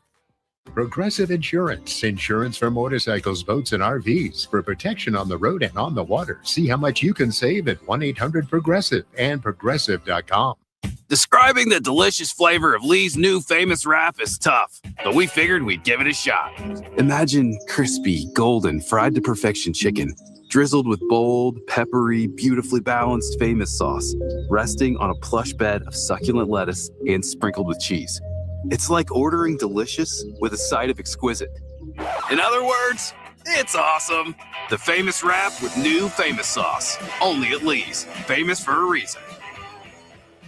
You know what scared Kathy more than surgery? Giving up her active life, turning down opportunities to do the things she loves. I found myself saying, no, I don't want to do that because of pain. It was really limiting my activities in every way. And then came the diagnosis. You need 2 full knee replacements. I don't have time for a double knee replacement, and I don't like pain. So no. But that's not how her story ends. She tried something different, QC Kinetics. It was cutting edge, but natural and much easier on her body with thousands of patient success stories. I went to QC Kinetics. Within a couple of weeks, I was absolutely pain-free, no pain. I feel fantastic. Too much life to live, and I want to stay in motion as long as I possibly can. Don't let pain decide what you say yes or no to. Live your best life. They'll make sure of it at QC Kinetics, starting with a free consultation. Call QC Kinetics 937-936-0325. That's 937-936-0325. 937-936-0325. If you need new roofing, siding or gutters, skylights or patio enclosures, if you're a homeowner or business and need someone you can trust, don't take a chance. Enhance with Lance. Lance Roofing and Siding has been satisfying customers since 1993 and hold an A+ rating with the Better Business Bureau. See Lance Roofing and Siding at their new location at 6903 Dayton Springfield Road in Enid. Call for a free estimate at 864-2722. That's 864-2722. Online at lanceroofing.com. Hey, Cordell Transportation is now hiring experienced Class A CDL drivers, excellent pay, benefits, and a $5,000 sign-on bonus. Apply right now online at CordellTransportation.com. Do it right now. Driven to succeed. Harry Douglas here. Let me ask you something. What if you can enjoy the taste of a cocktail, the warmth of a spirit, and still stay fully in control? That's RK Zero Proof, a pioneer in the alcohol-free spirits category. RK delivers bold flavor and a real warming sensation with 0 alcohol, 0 sugar, 0 carbs, and 0 calories. Perfect for nights out, social gatherings, or anytime you want the experience of a drink without sacrificing tomorrow. Check it out at rkbeverages.com. That's ARKAY beverages.com. RK, all the flavor, none of the alcohol. Look, I love the Reds as much as you do. But why does this team's batting average look like the 1990s gas prices? If you don't remember, they were low. Now, back to the Justin Kinner Show, right here on ESPN Dayton, 1410 Wing AM. Brendan Williamson on the mound tonight for your Red Legs. Reds and Marlins, game 1. Reds back on the road again. They started the first 6 games of the season at home. And they were 3-3 to start, but they're 6-3 now after winning 3 straight, sweeping the Rangers for their first road series of the season over the weekend. And they look to keep that going here tonight against the Marlins with Brandon Williamson on the mound. I'm Justin Kinner. It's the Justin Kinner Show. Happy to hang out with you each and every weekday, 3 to 5, right here on 1410 ESPN Radio. We're giving away $1,000 every day thanks to our ESPN Dayton Spring Payout Cash Contest. Monday through Friday for the remainder of April. We'll be listening for the winning word starting at 8 a.m. all the way through 5 p.m. And when you hear that word, text it into the station hotline, 937-518-1410. That's what you'll do. So this for this hour, text phone, PHONE, text phone to 937-518-1410 for your chance to win $1,000. As I mentioned, Reds and Marlins coming up later on tonight. Reds are interesting because of the fact that this is, a horrific offensively. But you think about this team over the years, one of the biggest issues that they had was really very undisciplined and one of the worst defensive teams in baseball year in and year out. And that's not the case right now.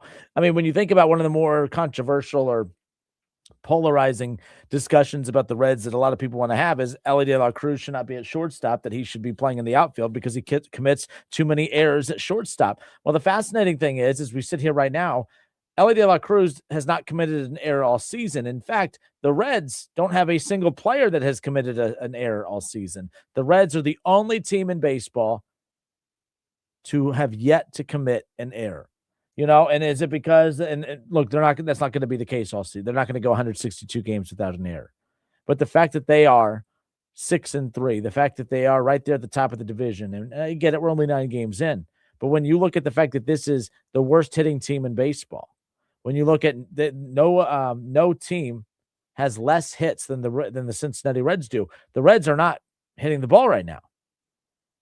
They're not advancing the ball. They're not scoring runs. no team, I should say, let me rephrase that. Let me fix that. No team has scored less runs than the Cincinnati Reds. The Reds, they're struggling to put runs up on the board. They're putting the ball in play. They're getting hits, my apologies, but they're not driving those runs in. But defensively, to not commit an error, they're playing mistake-free baseball defensively. Pitching-wise, they're without Nick Lodolo and Hunter Green, their top two pitchers, and they just keep getting gem after gem after gem. I mean, the Reds are a fun story in baseball right now. We talked about it. If you missed it, by the way, make sure you download the Justin Kinner Show in your Apple iTunes, Google Play Store, wherever you get your podcast. Be looking for it. Just type in Justin Kinner and download that day's Justin Kinner Show if you want to go back and listen to it. But appreciate that, by the way. I talked about it earlier that ESPN puts out a Major League Baseball watchability index ranking. And I thought, man, with the Reds being as bad as they are offensively, I figured that they would be kind of ranked near the bottom as far as watchability is concerned, because even though they have the likes of Ellie and some others, I mean, there's a lot of automatic outs in that lineup. But the Reds come in at number 12 on that list. And I know that's not top 10. I know that's not top 5. But I was shocked when I had to scroll at least a good 4 or 5 times to even get to the Reds on this list, because it starts from the least watchable team to the most watchable team. Well, the Reds check off a lot more boxes than what we want to give them credit for. It's a team that needs to start performing more consistently, but they do have star power. They have really good players. You know, that's why when people get mad at the front office, I defended the front office last week when I kept saying, why are you mad at the front office? Because they're not winning games. Well, if the front office wasn't doing their job, you wouldn't expect them to win games. We expect them to win games because they technically have done their job. They technically have put enough talent on a roster together for us to expect them to win games. So when they don't win games, you're frustrated, you are inadvertently admitting that the front office has done a good enough job for you to expect them to win, if that makes sense, right? Like, so that's kind of where I'm at with the front office, Nick Krall and others. You know, the Reds have a lot of star power on this roster, more than you want to give them credit for. From Hunter Green to Nick Lodolo, right, to Chase Burns, who I think is a star. Andrew Abbott is a star. Obviously, Sal Stewart in the driver's seat for the Reds, hottest new rookie. Of course, you look at Ellie De La Cruz, Matt McClain struggling, the last 2 years, but looks like to maybe have righted the ship. I thought for as bad as he was against Pittsburgh, I thought he had a very good series against the Rangers over the weekend. So they come in at number 12 on that list. I could deal with that. We'll see if they could turn it around. Everyone was disappointed in the Reds because of what we saw against the Rangers, despite the fact that they swept the Rangers. They sat there and they only scored 2 runs in game 2, 2 runs in game 3. You're not going to win a lot of games only putting 2 runs up on the board. 2 or 3 runs up on the board on a nightly basis is not going to get the job done. But somehow, some way, the Reds have found a way to get that job done. Now, again, I want to be negative and say they're not producing runs. But, what was a negative in the Rangers series to me is a positive. They left 9 runners on base in game 2 when their 2-0 shutout win against the Rangers, and they left 8 runners on base yesterday. That's 17 runs, 17 runners. That's 17 guys they left on base. But in my head, I'm looking at it as they had 17 guys on base, whether it was drawn a walk, base hit, extra base hit. Yes, it's frustrating that they're not knocking those runs in, but I would be way more concerned if this team wasn't just not scoring, but they weren't hitting. They're actually hitting. The Reds are actually hitting the baseball. They're just not driving runs in. And that's the problem for the Reds, and I think that they have to find a way, to be more focused on that. I do wonder at times, when you think about the fact that, everyone is so caught up with the long ball and we're obsessed with the long ball that you look at the Reds and it's like they're trying to knock the ball out of the ballpark every chance that they get. But the bottom line is they just need to continue to put the ball in play. And I think that's something that they've really focused on in that Ranger series. The Pirates, I felt like they were pulling everything. They were all trying to knock the ball out of the ballpark because we're so home run, we're just so consumed with the long ball. Then I think that at times it forces teams to play more tense. I think if the Reds just go to what they're comfortable with, small ball, I don't care where the runs come from. That's what I've said before. Everyone's like, well, they need to, the Reds, they have to hit more home runs. I'm like, they need to score more runs. And I get it. Hitting more home runs drives in more runs. It kind of checks all the boxes off. But taking non-power hitters and trying to force them to hit the ball to the ballpark, because that's, that I have a problem with. Ellie leads the team in home runs. He led him in home runs last year. Do you look at Ellie as a true power threat, though? We want power numbers from Ellie. Do we? I mean, we do. I just want production from Ellie by any means necessary. I told you this last week. If Ellie is top 5 in drawing walks and bottom 5 in home runs, I don't care. He needs to be top 5 offensively in something, whether it's base hits, extra base hits, home runs, drawing walks. His on-base percentage to me is the most important number than any other number for a player out there, because he needs to be on base more than any other Red for the Reds to have a chance to win baseball games, because good things happen. Eugenio Suarez, you know how we're going to gauge whether he's good or not? It's how many home runs he hits. Not how many hits, not how many walks. It's how many home runs. It's as simple as that. It's not home run or nothing for Ellie. It's put the ball in play, get on base, make something happen. That's how we're going to gauge Ellie's success. And that's why I find him and Eugenio Suarez so fascinating playing alongside one another, because they're so vastly different with such vastly different expectations. And that's what I love about Ellie's game. You know, I find Suarez almost boring. Don't get me wrong. Like, a home run or nothing, to me, that's boring. You know, to me, that's boring. You know, hitting home runs is fun. We love to watch it. We love to see those 3 runs pop up on the board, you know, in an instant swing. But I find Ellie the most fascinating. To me, even if Ellie doesn't hit a home run, he's more fascinating to me. And we want Ellie to live in that box of knock the ball to the ballpark, knock the ball to the ballpark. I mean, I'm not going to complain when Ellie hits a home run, but I don't want him to be a home run hitter and that's it. I would take less power and more dominance in so many other levels offensively for Ellie than to him being an Eugenio Suarez type player that it's all power and that's about it. But to Suarez's credit, he's driving in runs. He only has 2 home runs, 9 games in, but he's hitting 235. It's weird that I'm saying that, but 2025 and 6 has taught us that, hey, the average isn't everything right now, but is he getting on base? Is he getting hits? Is he driving guys in? And he's doing that. He just needs to stop freaking striking out so dang much. Man. All right, I want to talk NFL when we come back. All right, the Bengals have a lot of needs defensively, right? They have a lot of needs defensively. And they added some key pieces defensively in the offseason through free agency.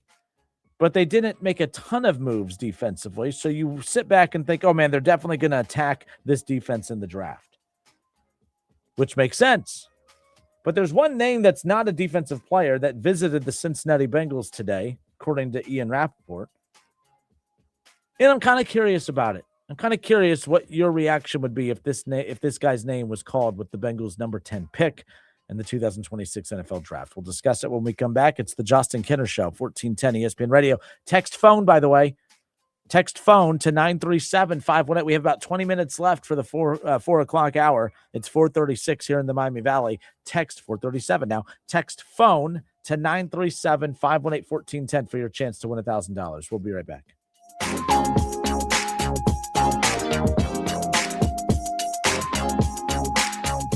Gold demand is skyrocketing to record highs. As more Americans rush to preserve their savings, will there be enough gold? I'm Dr. Ron Paul, and I believe physical gold is the only way to truly protect your 401k or IRA savings. Gold offers tangible security that can't be tracked, stolen, or inflated. That's why I strongly advocate for gold IRAs. To learn more, text the word SECURE to 989898 now. Birch Gold Group will send you a free info kit on gold IRAs. Birch Gold is the only gold company I trust, and their thousands of great reviews prove I'm not alone. So don't wait another second. Protect your retirement savings today and see how easy it is to move your IRA or 401k into physical precious metals. Text SECURE to the number 989898 for your free gold IRA info kit. Again, SECURE to 989898. Message and data rates may apply. Pros, just because something on the job runs out doesn't mean you have to. Order it on the Lowe's app. My Lowe's Pro Rewards members get free same-day delivery on eligible orders over $25. Get the fasteners, hardware, or tools you need to keep the job moving. Order by 2 p.m. and get eligible in-stock items delivered right to your job site by 8 p.m. Members get more at Lowe's. Loyalty program subject to terms and conditions. Subject to availability, restrictions, and terms at Lowe's.com/shipping terms. Subject to change. Progressive Insurance. Insurance for motorcycles, boats, and RVs. For protection on the road and on the water. See how much you can save at 1-800-PROGRESSIVE and Progressive.com. Upgrade to a new quality bath remodel in less time with minimal inconvenience and for less money with Bath Creations in as little as 2 days. We do it right. There are a lot of others boasting about bath remodels these days. Well, Bath Creations' expert craftsmanship and customer service speaks for itself. Plus, all first responders, veterans, and active military will save an additional $500 off your purchase. Visit our beautiful showroom at 8741 North Kimmel Road in Clayton or at mybathcreations.com and upgrade your new bath today. Get ready to save big during the Hustler Spring Sales Event from April 15th through May 31st. Save up to $350 off the Raptor Series and up to $550 off the Fast Track Series zero-turn mowers at participating Hustler dealers. Engineered and tested for long-lasting performance, Hustler mowers are designed to keep you mowing season after season. Visit Small Engine Service Pros on Route 235 in New Carlisle and shop the Hustler Spring Sales Event today. Offer valid April 15th through May 31st, 2026, or while quantities last. Restrictions apply. See dealer for details. Hey everybody, it's Stephen A. Smith, and everyone knows my feelings on Cowboys fans. But really, Justin Kenner, you're a Cowboys fan and a Browns fan? Good Lord have mercy. I don't know what the hell to do with y'all. I really don't. Exactly, Stephen A. He's been here for 10 years, and we're still trying to figure him out. The Justin Kenner Show, weekdays at 3 p.m., right here on 1410 ESPN Radio. All right, and we are back. It is 4:40 here in the Miami Valley. It's the Justin Kenner Show. Text phone to 937-518-1410. Text phone to 937-518-1410. I told you guys earlier I have ADD really bad. And it's fun because I get to see when the texts come in. So like when we drop out that Q word, I mean, like right now, since I just said that, we went for that keyword phone. We went from 42 entries, and we're sitting at 65. So just in that couple minute span, 20 entries just came in just from that moment right there. 26, and it keeps going up. Again, that's cool to see. Keep it coming. I appreciate it. When you hear that winning word, text it to the station hotline 937-518-1410. Text phone to 937-518-1410. As far as that's concerned. And I appreciate those who do text the station, whether it's participating in these contests or text me your thoughts on any of our teams. And I say our teams. I'm not a Bengals fan, but, they are my team from a professional standpoint of doing this job here in Dayton, having to talk about your Cincinnati Bengals, our Cincinnati Bengals. So there you go. But real quick, before we get to that, a couple things have happened today. One thing in particular has happened that I think the Bengals should keep an eye on. Let's start with this. We know that defensively the Bengals have to be super aggressive, or that they needed to be super aggressive this offseason, and I think that they accomplished that. You guys know I don't like the structure of the contracts of how they went about doing it because the Bengals still run very archaic as far as that goes. But you cannot deny, I can't deny, even if I am what you say I am, the Bengals' biggest hater out there, even the biggest hater, Justin Kenner, cannot sit here and say that they are not better than they were a year ago. They are better than they were a year ago because they added veteran pieces through free agency that, you didn't have to rely on your front office to draft and develop because this team can't draft and they can't develop for whatever reason. I don't know what's changed in recent years, but they have not been able to consistently evaluate and scout and draft and develop, and it's just been horrific. But they are better, and what that means for the Bengals next season, I don't know.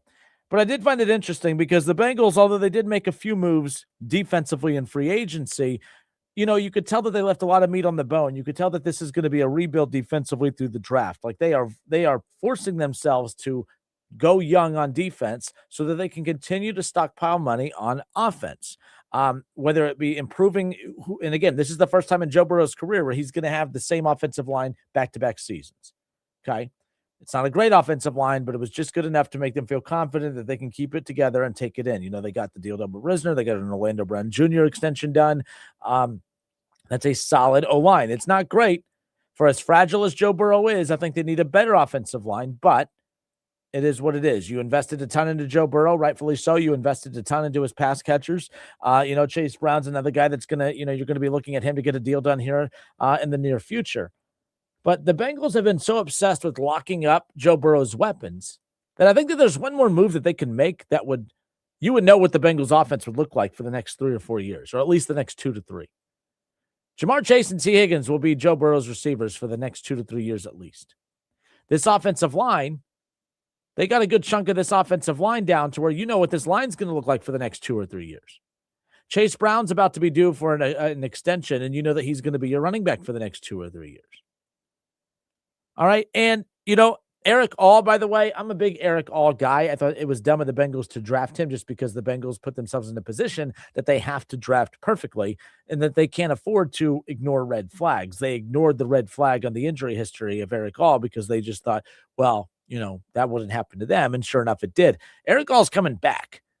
And Eric All, I think, is going to be a stable tight end option for them moving forward. So I'm curious to see how that's going to pan out in Cincinnati. But they could still become more explosive. And the way to become more explosive offensively is to become more balanced. Bengals fans get so mad at me when I point out the fact that from a statistical standpoint, the Bengals are one of the worst rushing teams in football. Chase Brown is not one of the worst running backs in football. His numbers are pretty solid. But as a team, they can't run the football. Now, I should say can't or won't. Zach Taylor, I know you put a lot of money. The front office has put a lot of money into the wide receiver room. But I don't really care. The Philadelphia Eagles put a lot of money into their wide receiver room, and yet they're one of the most balanced teams in all of football, and they've won a Super Bowl. They've been to multiple Super Bowls and have won a Super Bowl because of it, even with the likes of an A.J. Brown and with the like of Devontae Adams. Now, the problem is, or Devontae Smith, the problem with Philadelphia is, are they a balanced offense because they believe that that's what hard-nosed, fundamental defensive football is all about, offensive football is all about, or is it because they're forced to because of the limitations of Jalen Hurts? I have a hard time and what I'm struggling with is if Joe Burrow was the quarterback in Philadelphia, would they still run the football as much as they do? I would like to think yes, but I still think that some of the struggles are not really struggles, but the deficiencies of Jalen Hurts has led the Eagles to become more balanced. But I think balance is what you have to be. And I think that the Bengals, until they get this defense right, they have to stop being so pass heavy because you have to find a way to keep your offense, as much as you want to get your offense off the field because you want to score quickly, you need to keep that offense on the field as much as possible to eat up as much as time as possible to keep that defense off the field to screw things up. How many times have we seen the Bengals just march down the field on 5 or 6 plays, score, and then the defense turn right back around and counter and, give up a score on 5 to 6 plays of their own? The Bengals have to find a way to become more balanced offensively, and not just, balanced, but explosive. And I think you become more explosive by becoming more balanced. And the way to do that is to not lean into the pass game now, but to find a way to lean into the run game. I thought this was fascinating earlier today. Notre Dame running back Jeremiah Love had already scheduled and completed visits with the likes of the Titans, who have the 4th pick, and the Giants, who have the 5th pick. And earlier today, he headed to Cincinnati for a visit with the Cincinnati Bengals, who picked 10th. So why would the Bengals, who have a small team as it is, they don't have, they don't have a big enough team to welcome in all these guys for these workouts. If they're working out, they're interested. And I think that if their top targets from a secondary and pass rush standpoint are off the board at number 10, let's say that this draft becomes very defensive heavy up top and shifts that way, and it very well might. I could see the Bengals saying, well, do we take the best defensive player available or the best player available? And they believe, and I believe, and I agree with them, Jeremiah Love, if he's available at 10, I wouldn't be that critical of the Bengals if they decided to go running back at 10. As crazy as that sounds, I love jumping on the Bengals case as much as anyone. But if on draft night, if Jeremiah Love is there, and the Bengals just had him in for a visit today, if he is there, I wouldn't mind the Bengals taking him. Now, I would mind it as a Browns fan because I don't really want them to get a dominant running back. But can you imagine that duo of Jeremiah Love and Chase Brown? That running back duo with Joe Burrow at quarterback, with Jamar Chase and T. Higgins. The Bengals have to find a way to become more balanced. I get so tired of hearing you fans say, you don't spend money on a running back when you have Jamar Chase and T. Higgins. Oh, that's all the more reason to draft and spend money on running backs. Them ignoring the run game aspect of their offense, along with how bad the defense has been, is one reason why they've been out of the playoffs for 3 years, and one reason why Joe Burrow has still yet to win a Super Bowl. Josh Allen doesn't even nearly have the weapons that Joe Burrow does, but my goodness, he plays on a way more balanced team, and he's won an MVP. He's in the playoffs every year, and he's constantly in contention. Lamar Jackson is a very underrated passer. He's statistically one of the best passers in the league, no matter how many critics, including me at times, wanted to tell you that he wasn't. He's one of the best passing quarterbacks in the NFL. So why did the Ravens go get Derrick Henry when they actually had a very good defense on top of it? Because it's all about being balanced. You had Lamar Jackson, a multiple-time MVP winning quarterback, explosive arm, explosive legs, and what'd you do? You went out and got the best running back in the NFL at the time in Derrick Henry. There you go. If you look at the Chiefs, have they financially invested into the running back room?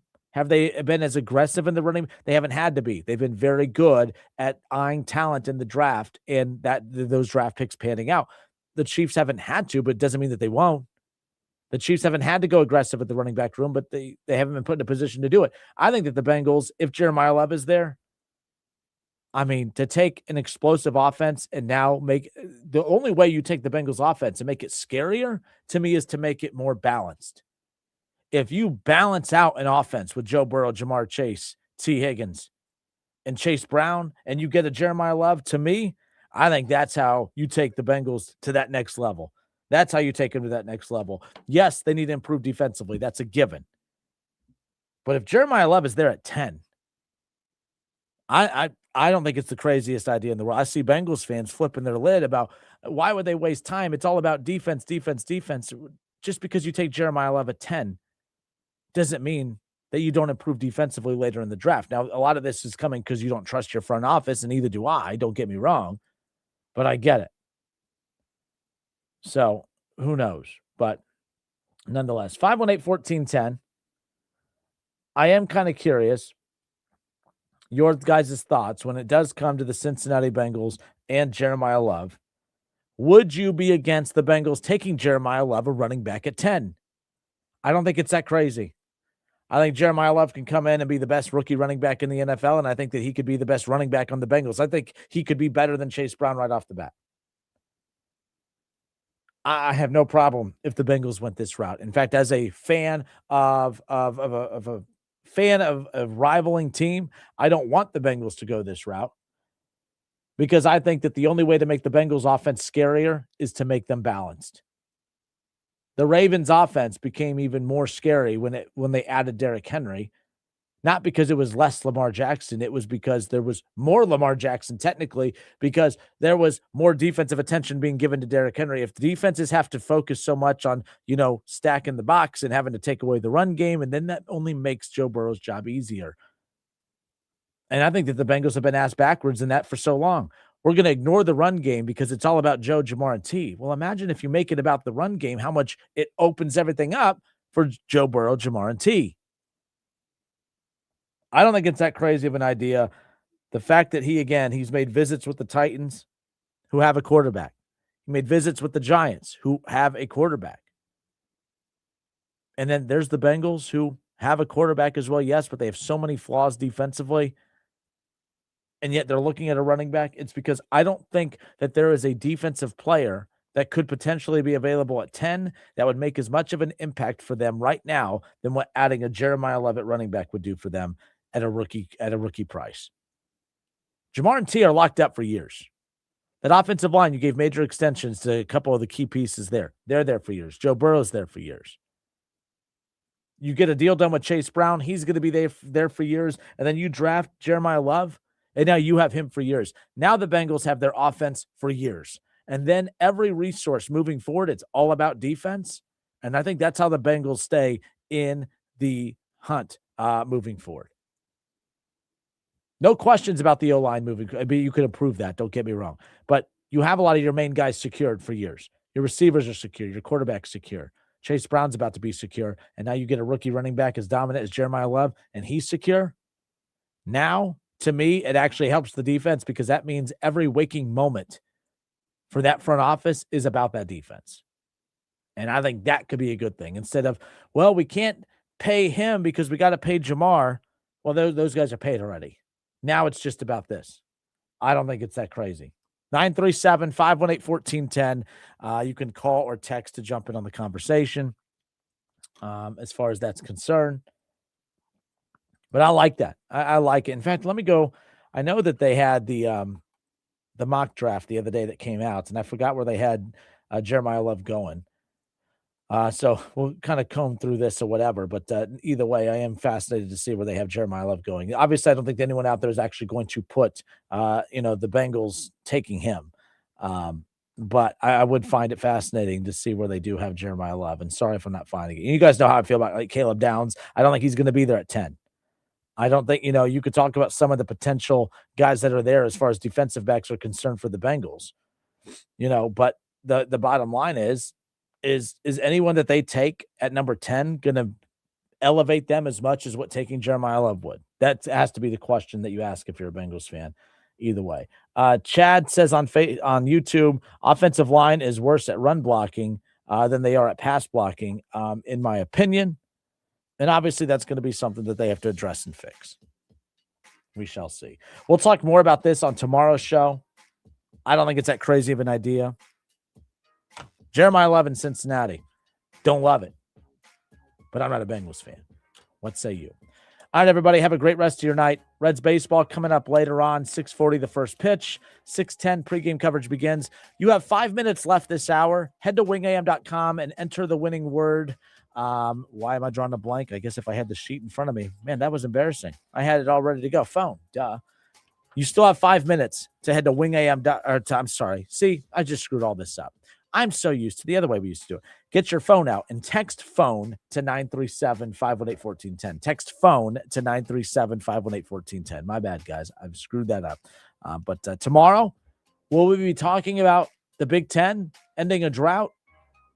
Will Michigan win a national championship tonight, or will Dan Hurley win his third in 4 years? Excited to see what happens. Good one tonight. Good one.